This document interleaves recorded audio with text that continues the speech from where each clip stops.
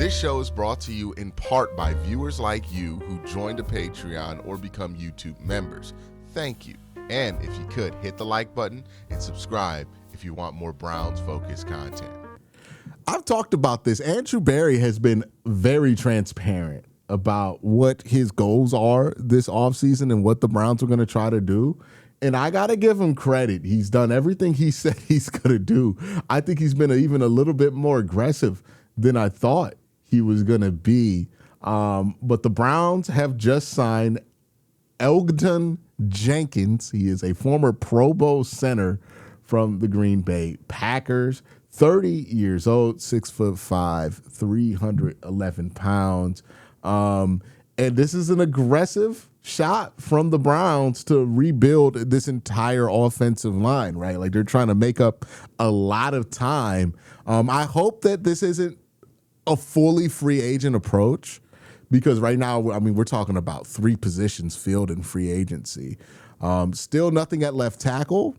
Still nothing about, when I think they've figured out what they want to do at guard. So I think now they're only going to the draft thinking they might want to get somebody for the future, and then left tackle, probably even a center still in the draft because he is 30. But the Browns signed him to a 2-year, $24 million deal with $20 million guaranteed.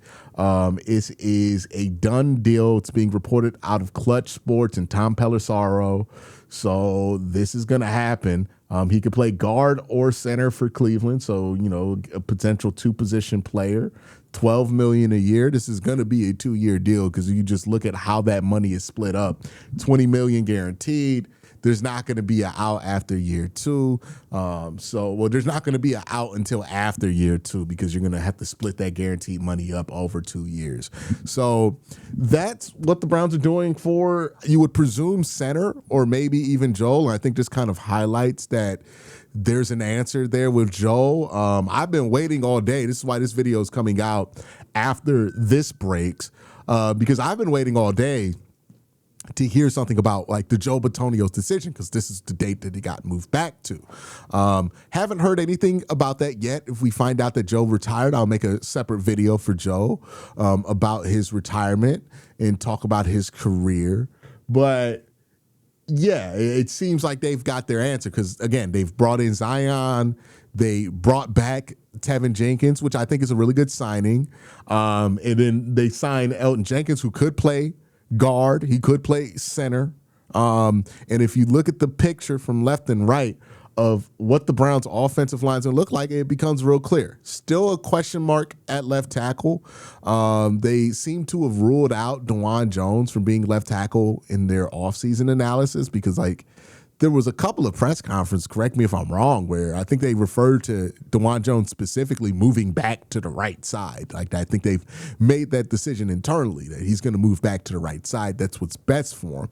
So it doesn't seem like that's the plan at left tackle. Titus Howard seems like the plan at starter at right tackle.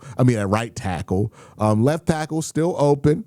Left guard, where Joe Bitonio sat for a very long time, seems to be Zion that's taking that spot because you paid him starter money to play guard. He's a left guard. He's going to probably be the guard. Center, again, $12 million a year. That's starter money for a center for sure. So you're probably going to have Jenkins there at the starting center position.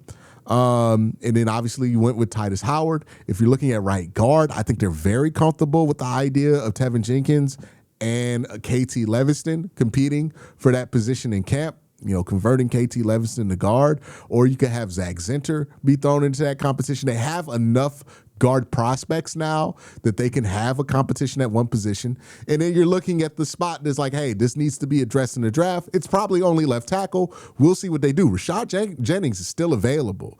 His price might be dropping rapidly, and that might be part of the Browns' plan to fulfill their offensive line. But to give the Browns credit and to give Andrew Berry credit, he said going into this that the offensive line was going to be remade, that they were going to spend significant resources on the offensive line, both in free agency and in the draft, And so far, throughout 2 days of free agency, we have seen that focus of resources be put back onto the offensive line, right? There were some people questioning whether Andrew Berry cared about the offensive line at all because of the neglect they showed to the offensive line and the last years of that 2020 core's existence here in Cleveland. Well, that core is gone. It looks like Joe's probably going to retire. Ethan Posick is on his way out. Wyatt Teller's already written his goodbye letter. Left tackle's been gone for a long time. Jed Will's been gone for a long time. Jack Conklin's been gone injury-wise for a long time. They're all gone. It's a new day for the offensive line in Cleveland. And if you're the Cleveland Browns, you're walking into this thinking to yourself, we could keep DeJuan at right and flip Titus to left, even if we don't hit on a left tackle. I think this is all setting up for the Browns to be as comfortable as possible in trading back. Because before free agency, you look at the Browns roster and you said to yourself, they got to draft a left tackle. They can't mess around. So it's probably going to be sitting at 6 and taking Monroe Freeling. But now, especially since Baltimore traded their pick, I think that was the 14th pick in this draft, to the Raiders. So now, what was a prohibitive in-division trade partner for you has turned into the Raiders. So now you can trade with 14. You can trade with the Rams. You can trade with Kansas City at 9 potentially. You can trade with the Dallas Cowboys, right, who are sitting at, I believe, 11. So you have a lot of trade partners for a trade back potentially. I expect to probably hear more noise about that as we get closer and closer to owners meeting. I think the Browns are setting themselves up to be able to trade back and just go best player available, right? Maybe take a trade back to 14, take a trade back to 11, and then maybe Monroe Freeling's there, you take him, and then you're very happy with that, or Monroe's not there, but one of the wide receivers are, you take them. Whoever's your best player available, if they're there, you take them. And this way you're not hard pressed because you feel like you're going to be in a horrific situation if you don't make a draft pick, right? You can also say to yourself, well, if we don't feel comfortable about flipping DeJuan back to left tackle, we can draft the Blake Miller, have him play right tackle, and then flip Titus. I think that was a big part of the appeal of Titus Howard and why they made that move, because Titus Howard is able to be flipped. He can play left side. He's played left side. He's played right side, both at guard and tackle throughout his career. So while he is the most comfortable on the right side, or at least has his most snaps on the right side, he's not married to that side, and we know that he's enough of a team guy to play any position he's asked to play along the offensive line, because we've seen what he's done in Houston. So, and he's already got paid, so he's not going to be worried about this is going to affect my money or something like that. And flipping the left tackle is not really going to affect your bread, right? So I think they're putting themselves in a position to be able to trade back. I think they want to trade back. I think they're hoping that they can get a first-round pick in 2027. The reason I think they want that first-round pick in 2027 is obvious. The Browns are trying to dig themselves out of the talent deficit in terms of the draft that they ended up in because of the Deshaun Watson trade, because they traded 3 first-round picks. Well, if you can make it so that over the 3 years of 2025, 2026, and 2027, in the first 2 rounds, you get extra selections that equal up to what you missed because of the Watson trade, then you dig yourself out that deficit, right? 2025, they didn't have 2 first-round picks, but they had 2 second-round picks. So that's 3 selections in the top 50. Then you have, in 2025, 2 first-round picks. So another time where they're going 3 selections in the top 50. And then you're hoping to get an extra first or maybe an early second next year from somebody. And then you have another year of 3 selections in the top 50, which would mean you had recouped by having 3 extra top 50 selections over the last 3 years. You've recouped what you have lost from the Deshaun Watson trade, and now you're back at even with your talent on a timeline to get good really quickly. I think this is the hope for Cleveland. I think this is why they want to trade back from 6. Andrew Berry's talked about it. He views everything as an asset, right? That number 6 pick, they don't have to use it. They can use it as an asset to get more assets. And the reason they're interested in assets is because they spent 3 years not having top 50 assets on a consistent basis. So now they want to recoup that over the next 3 years by getting an extra selection in the top 50 over the last 3 years, or over a 3-year period in 2025, 26, and 27. I think that's how they plan to recoup from this. What they're doing right now sets them up for that. I don't think it stops them from drafting another guard or drafting another center or drafting a left tackle. I think this allows them to be more open in what they want to do in a draft, whether that be draft a more offensive lineman to make sure you have a stockpile ready, or whether that be to load up on some skill positions and build a young offense here. I think that that's what they're leaning towards doing. I think that's what the plan is right now.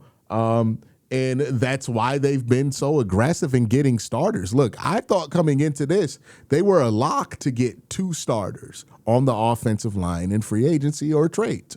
They already got the 2. This is their 3rd starter. You're still hearing reports that the Cleveland Browns are one of the teams that are interested.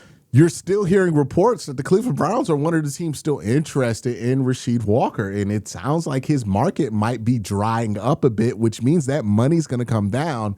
And look, the Browns will do something similar to what they just did with my guy Jenkins here, the center, because what the Browns did is say, hey, look, the market's not offering you the 13 to 15 million you want, but I'll offer you 12 like all those other teams. But here's the difference. I'll guarantee 2 years. And somebody's going to look at that and go, if it's guaranteed, yeah, the money's lower, but that money's I'm going to get that money. Where somebody can offer me a big incentive-laced deal with $16 million a year technically, but if I don't get those incentives, it could drop to 9. You know?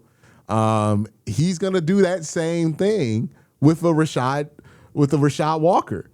Walker, my bad, and say, hey, look, you know, the market's not offering you 20 right now, but I can get you 15, let's go 30 over 2, and I'll guarantee the 30. And just give it a 2-year deal.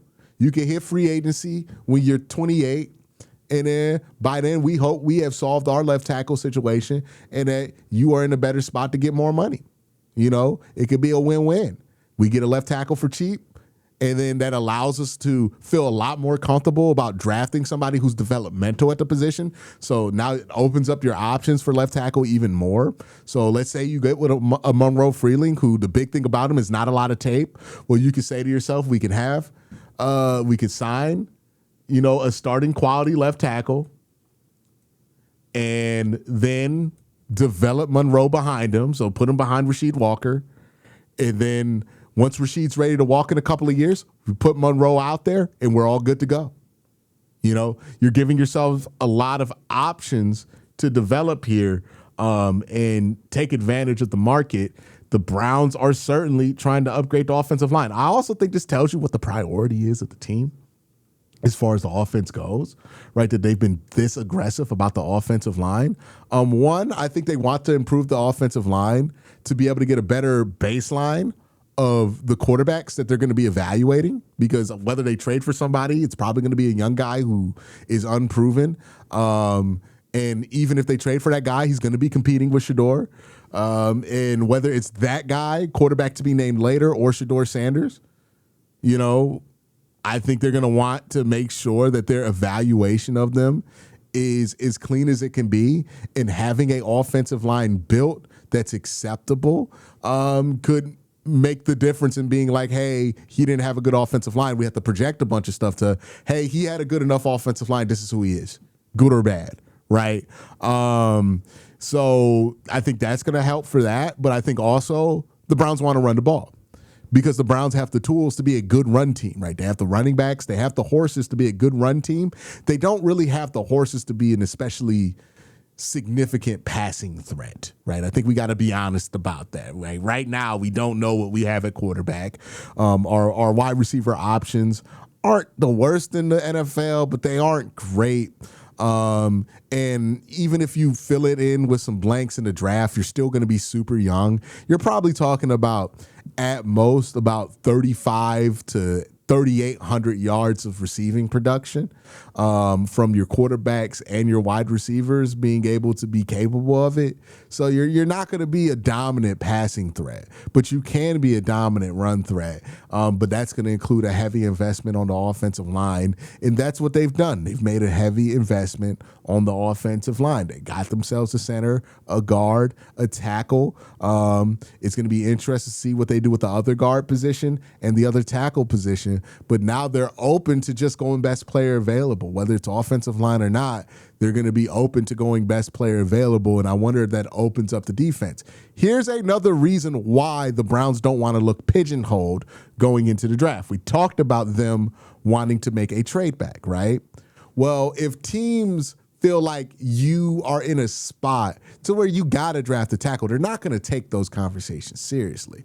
But if you have addressed your needs enough for teams to be convinced that, hey, Cleveland could trade back, they're probably going to be more willing to have those conversations with you because you're not going to be locked into making a decision. You're going to be very flexible. And that's what the Browns want to be in the draft. I think it's pretty clear that's what their strategy is, to be as flexible as possible, because they want those extra assets, because they're still trying to recoup from the Watson deal. But that's my thoughts. Let me know your thoughts in the comment section down below. Everybody have a great day. Have an even better night. Peace.